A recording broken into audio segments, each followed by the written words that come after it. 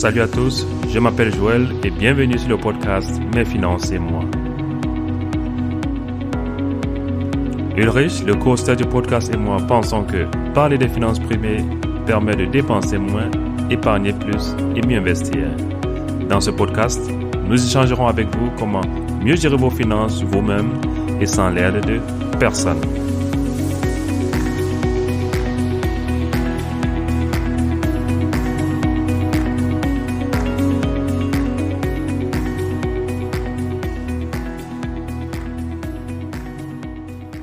Salut chers auditeurs, je suis Joël, le co-host de ce podcast. Aujourd'hui, nous allons parler de l'assurance maladie publique en Allemagne. Donc, si vous êtes en France déjà, ce sujet, cet épisode, vous pouvez le passer, mais par curiosité aussi, bien sûr, vous pouvez l'écouter. En Allemagne, je crois que l'Allemagne est l'un des pays, et peut-être le pays, il y a le plus d'assurance dans le monde. La particularité avec l'assurance maladie, c'est qu'on a je crois que c'est le seul pays au monde, ou bien en Europe, oui, le seul pays en Europe là où cohabitent deux systèmes d'assurance maladie en parallèle. L'assurance maladie publique et l'assurance maladie privée. Cet épisode sera spécialement consacré à comment changer son assurance maladie publique. Je ferai d'autres épisodes sur l'assurance maladie publique et l'assurance maladie privée avec un peu plus de détails. Mais aujourd'hui, je suis en train de prendre l'actualité parce que à partir de janvier 2021, les tarifs pour l'assurance maladie publique vont augmenter. Donc cet épisode-là, c'est déjà comme ça. Pour vous mettre à jour des dernières informations concernant l'assurance maladie publique et des conséquences à partir de l'année 2021. Car comme les tarifs sont en train d'augmenter et ceux qui sont dans l'assurance maladie publique ont très probablement déjà reçu les lettres de leurs assureurs pour les informer de l'augmentation des tarifs à partir de janvier 2021. Vous n'êtes pas obligé de payer à ces nouveaux tarifs. Il existe plein d'assureurs là sur le marché qui n'ont pas augmenté les tarifs et qui offrent au moins autant de couverture que votre assurance maladie publique actuelle. Alors, ce qu'il faudra savoir, c'est qu'en Allemagne, il est pratiquement impossible de faire une erreur lors du choix de son assurance maladie publique. Car c'est l'État qui détermine les couvertures, les prestations que les assureurs doivent faire. Si 95% des couvertures sont les mêmes chez tous les assureurs, elles se différencient toutefois par le service, certaines prestations complémentaires et naturellement le montant des cotisations. Si vous n'êtes pas satisfait avec l'un de ces points, vous pouvez envisager de changer votre assureur. En étant malin, en écoutant ce podcast par exemple, vous pouvez économiser jusqu'à 500 € par an rien qu'en changeant votre compagnie d'assurance publique avec les services qui vous conviennent le mieux. En principe, tout assureur peut changer de compagnie d'assurance maladie. Les compagnies d'assurance maladie ne sont pas autorisées à refuser qui que ce soit.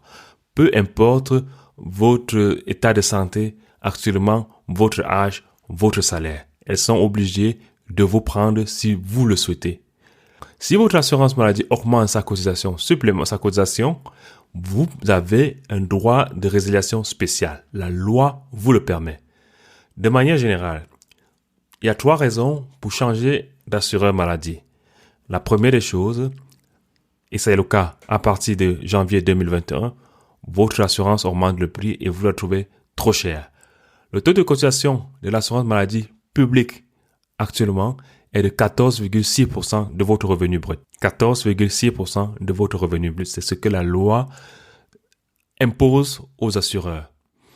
Mais votre assureur peut ajouter une cotisation supplémentaire qui en 2021 va tourner de 1,3%. Donc en gros, en moyenne, vous aurez une cotisation, si on prend la moyenne de tous les assureurs publics en France, environ 15,9% de votre revenu brut. Je peux déjà parler d'une exception. Les étudiants en Allemagne ne sont pas concernés par cette concurrence-là. Parce que pour les étudiants, le tarif des étudiants est le même pour tous les étudiants. Bien sûr, il y a encore une autre exception, ça c'est la particularité de l'Allemagne, les étudiants à partir de l'âge de 30 ans, je crois. Mais tout le reste, les tarifs sont les mêmes, peu importe votre assureur. Ayant dit cela, concernant le taux de cotisation pour l'assureur qui va à partir de 2020 en moyenne, j'ai bien dit en moyenne parce que tous les assureurs ne le feront pas à ce taux. Il y aura d'autres assureurs qui vont vous facturer un peu plus que ces 1,3%. Tandis que d'autres ne vont même pas vous facturer. La deuxième possible raison pour laquelle vous pouvez changer votre assureur, c'est que vous voulez des couvertures supplémentaires. Vous voulez tirer le meilleur parti, entre guillemets, financièrement, en choisissant l'assurance qui vous correspond le mieux, qui vous intéresse le mieux, avec ces prestations supplémentaires qui ne sont pas forcément dictées par l'État allemand. Un exemple serait les vaccinations pour, par exemple, aller dans les tropiques, particulièrement en Afrique, dans nos pays tropicaux. Ces vaccins-là peuvent coûter beaucoup d'argent. Je crois que le mien, lorsque j'ai fait mon dernier voyage et que je devais mon premier voyage et que non, peut-être pas le premier, peut-être le deuxième, le troisième, et que je devais renouveler la plupart de mes vaccins, ça m'a coûté une belle somme. Ça tournait, c'était pas loin. En tout cas, c'était au-dessus de 500 €, mais moins de 1000 € pour renouveler tous ces vaccins-là, que ce soit le tétanos, fièvre jaune, bref, tous les vaccins obligatoires et aussi préventifs nécessaires lorsqu'on a quitté le pays, qu'on a fait un long séjour en Europe et que ces vaccins-là, ne sont plus, comment on dit ça, on dépassait déjà les délais qui tournent en fonction 5 ans ou 10 ans. L'autre possibilité, ça, c'est les nettoyages dentaires qui peuvent, selon votre dentiste, varier autour de 100%. Il y a les assureurs qui prennent les coûts en charge ou bien partiellement les coûts en charge. Ce sont comme ça des couvertures supplémentaires volontaires que les assureurs offrent, ou bien voilà, les services supplémentaires, les couvertures supplémentaires que les assureurs peuvent offrir aux assurés, ou bien pour se démarquer de la concurrence sur le marché. Bien entendu, cela ne s'applique que si vous utilisez effectivement ces services supplémentaires. À quoi servirait-il d'aller de chercher une assurance qui prend en charge des frais de nettoyage dentaire si vous ne le faites pas, vos nettoyages buccaux assez régulièrement. On conseille d'ailleurs 2 fois par an. Toutefois, cette offre de services supplémentaires-là n'est pas figée. Les assureurs peuvent les annuler à tout moment. La troisième raison pour laquelle vous pouvez changer votre assurance maladie, c'est si vous n'êtes pas satisfait des services de votre assurance. La qualité réelle d'une assurance maladie apparaît souvent lorsqu'on est en cas d'urgence, lorsque vous avez vraiment besoin que votre assureur soit à vos côtés. Ça pourrait être le cas. Est-ce que vous obtenez des informations nécessaires auprès de votre compagnie d'assurance aussi rapidement? Ou bien la qualité de l'information est-elle bonne? Vous devez vous battre pendant longtemps afin que votre compagnie d'assurance n'approuve un traitement ou rembourse un traitement. De nombreuses prestations de l'assurance maladie publique sont définies par la loi. Mais la compagnie d'assurance doit dans certains cas les approuver. La rapidité avec laquelle une assurance maladie traite une demande et la fréquence à laquelle elle approuve ses services peuvent varier d'une assurance à une autre. Mon conseil en ce qui concerne les services, c'est de demander à vos connaissances, à vos proches, à vos collègues avant de choisir une compagnie d'assurance nécessaire. Si pour vous, naturellement, le service est un facteur important. Vous pouvez ainsi d'en profiter de l'expérience des uns et des autres. C'est le but de ce podcast déjà. Parler d'argent et l'assurance maladie est un facteur financier ou bien un aspect financier de notre vie. Comment changer l'assurance maladie à partir de 2021? Il y a une nouvelle loi qui est sortie et qui entre en vigueur à partir du 1er janvier. Comme je l'ai déjà mentionné, les compagnies d'assurance publique n'est pas autorisé à refuser qui que ce soit. Ce qui veut dire, vous pouvez également changer de compagnie lorsque vous êtes malade et âgé. Dans certains cas, il y a ce qu'on appelle les aides d'appoint, par exemple les béquilles. Il se peut que sur une assurance, vous avez les béquilles d'une telle marque. La nouvelle assurance, néanmoins, peut-être a déjà des contrats avec d'autres fabricants. Elle ne pourra pas vous offrir les béquilles de l'ancienne marque, mais pouvoir vous offrir les béquilles avec les béquilles qu'elle a en contrat avec un fabricant de béquilles. Donc, si vous changez votre assurance, vous devriez, voilà, pour ce genre de choses, prendre ce que votre nouvel assureur vous donne. Parce que, bon, voilà, elle a des contrats spécifiques avec certains fabricants de certains, voilà, qui couvrent certains domaines. Vous devez, dans la première étape, c'est vous cherchez une nouvelle assurance maladie. Quelle assurance maladie, par exemple, qui sont bonnes selon mes recherches, il y a ce qu'on appelle la HKK, IKK classique et HEK. Donc, c'est 3 assurances. Je me répète, il y a l'assurance HKK, IKK classique et HEK. Les informations de ces assurances, je les mettrai dans le show note de cet épisode. Comme ça, vous pouvez, ça sera un point de départ pour rechercher les assurances, pour pouvoir regarder les prix, ce qu'on appelle les Beitragssatz en allemand, et pouvoir comparer. Vous avez choisi votre assurance, vous remplissez le formulaire d'adhésion directement en ligne, ça se passe pour beaucoup d'assureurs de nos jours. Vous n'avez pas besoin de résilier votre ancienne assurance, c'est votre nouvelle compagnie d'assurance qui s'en chargera. Votre ancienne assurance vérifiera simplement si toutes les conditions requises pour la résiliation ou bien le changement sont remplies et confirmera la résiliation à votre nouvel assureur. Vous n'entendez pas parler de la communication entre les deux assurances. Votre nouvelle assurance va juste vous informer si la résiliation ou le changement d'assurance a fonctionné. Et avec la nouvelle loi, vous n'êtes plus tenu de fournir à votre employeur une attestation d'affiliation de la nouvelle assurance. Il suffit juste de l'informer de manière formelle par un email, voilà, que vous avez un nouvel assureur. C'est cette nouvelle assureur-là qui se chargera de transmettre à votre employeur le certificat d'adhésion. Les délais de préavis pour changer d'assurance dans les cas normaux sont de 2 mois à la fin du mois. Ça veut dire quoi? Si vous vous inscrivez pour une assurance en janvier, donc si vous êtes en janvier 2021, ou voilà, janvier 2021, vous décidez, vous avez choisi votre assurance. Vous ne pourrez être assuré là-bas qu'à partir du 1er avril. Donc, c'est pour ça qu'on parle du délai de paiement de 2 mois à la fin du mois. Donc, à la fin du mois de janvier, on compte 2 mois. Cependant, n'attendez pas les derniers jours parce que ce délai de préavis dont j'ai mentionné tout à l'heure ne commence qu'à partir du moment où votre nouvelle assurance ou bien l'assurance à laquelle vous souhaitez aller a informé la précédente.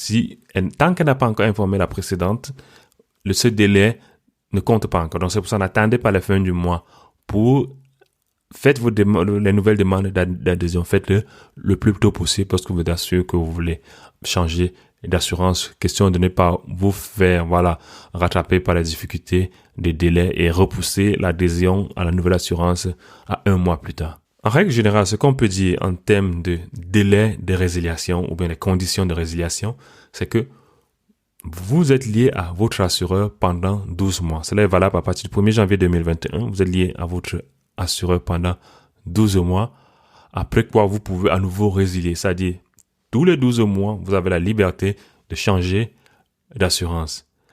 Par contre, la loi vous offre un droit de résiliation spécial ou bien particulier qui dit, si votre assureur augmente son tarif, vous disposez d'un droit de résiliation, même si vous n'avez pas encore été membre pendant 12 mois. Votre résiliation, dans ce cas, doit être reçue par la nouvelle compagnie d'assurance au plus tard à la fin du mois au cours duquel le nouveau tarif est perçu pour la première fois. Exemple, cas concret. Vous avez reçu une lettre d'augmentation de cotisation de tarifs au cours de décembre 2021. Donc, le nouveau tarif est valable à partir de janvier.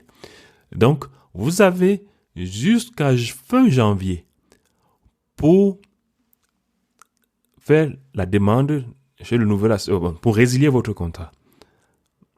Donc, mais vous devrez aussi laisser le temps au nouvel assureur de s'occuper de la paperasse pour envoyer à l'ancien assureur que vous voulez vraiment résilier. Parce que c'est seulement à partir, je le répète, c'est seulement à partir du moment où la nouvelle assurance a informé l'ancienne assurance que ce délai commence à compter. Donc, n'attendez pas la fin du mois de janvier pour le faire. Donc, faites-le dès maintenant. Nous sommes en décembre. Ça vous laisse le temps de respirer.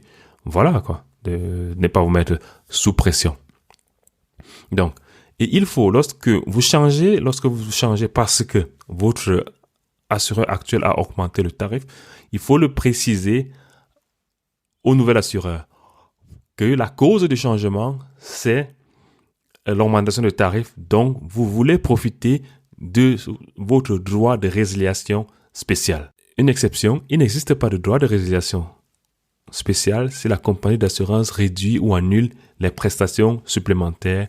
Exemple dont j'ai mentionné plus tôt dans le podcast, je peux dire nettoyage dentaire, vaccin, massage, acupuncture, ainsi de suite. Parce que ça, ce sont les services, ce ne sont pas des services obligatoires. C'est l'offre que l'assureur fait pour se différencier de la concurrence sur le marché. Donc, nous avons parlé jusqu'à présent dans quelles conditions vous pouvez résilier une assurance maladie avec des préavis. Par contre, il existe des cas là où vous pouvez changer d'assurance maladie sans préavis. Et indépendamment que vous ayez fait 12 mois ou pas chez votre assureur, ce sont des cas avec possibilité de changer d'assureur de manière immédiate. C'est le cas, par exemple, si vous changez d'employeur, vous pouvez changer à partir du moment où vous avez le choix de changer d'assurance maladie. Si votre revenu est supérieur au seuil qu'on appelle, ce seuil de 64 350 € brut annuel, vous pouvez passer de membre de l'obligation, ce qu'on appelle membre obligatoire de l'assureur ou membre volontaire. Et inversement, donc si votre revenu est passé en dessous, ça veut dire que vous devenez un membre obligatoire de l'assurance maladie publique. Et si votre salaire dépasse cette somme de 64 350 € par an, vous passez en tant que membre volontaire. Donc, dans ces deux cas, vous pouvez changer d'assurance sans préavis. C'est là aussi valable si vous êtes employé et que vous devenez un indépendant, un freelancer. Ou encore, si vous étiez dans l'assurance familiale, c'est-à-dire dans l'assurance familiale, c'est le cas par exemple, si vous êtes votre partenaire, votre époux, votre épouse, vous êtes assuré par son assurance maladie, c'est-à-dire cette assurance familiale. Vous sortez de cette assurance familiale, vous pouvez changer votre assurance maladie. C'est le cas généralement lorsque vous commencez une formation. Ça peut être aussi le cas si vous êtes assuré à l'étranger et que vous revenez vous installer en Allemagne. Vous avez le droit de vous décidez puisque vous ne changez pas, vous décidez quel assureur va vous prendre, quoi. Mais avec certains pays, il existe des collaborations entre les assurances, c'est-à-dire quoi. Je suis par exemple en Allemagne, je suis assuré je suis un assureur. Je m'en vais à l'étranger. Donc, mon assurance en Allemagne est toujours valable dans certaines conditions parce que mon assurance en Allemagne a certains partenariats avec une assurance à l'étranger. Donc, lorsque je reviens en Allemagne, j'ai le choix de dire, OK, parce que je reviens, de changer d'assurance. Si vous devenez chômeur et que vous recevez des prestations de chômage, des allocations de chômage, vous avez le droit, à partir de là, vous avez le droit de changer d'assurance maladie. Et comme les exceptions ne manquent pas, les exceptions ne manquent pas, vous avez 14 jours pour le faire. Donc, lorsque l'un de ces événements arrive, dont j'ai cité, vous avez 14 jours pour vous décider de changer d'assurance ou pas. Voilà, c'était ce que j'ai souhaité partager avec vous pour revenir sur l'actualité, vu que à partir de janvier 2021, les tarifs d'assurance vont augmenter et que dans l'optique de ce podcast, c'est toujours de pouvoir profiter de ce qui s'offre sur le marché en comparant et pouvoir augmenter sa capacité d'épargne. Et comment dans le podcast, là où je parle d'analyse de votre situation actuelle pour pouvoir voir les poches d'épargne, les possibilités d'épargne, c'est l'épisode 2 de ce podcast, là où je partage avec vous un cahier budgétaire, là où vous pouvez analyser votre situation actuelle, voir là où vous pouvez épargner. Et dans le cas actuel, l'assurance maladie vous donne la possibilité d'épargner jusqu'à 500 € en étant malin.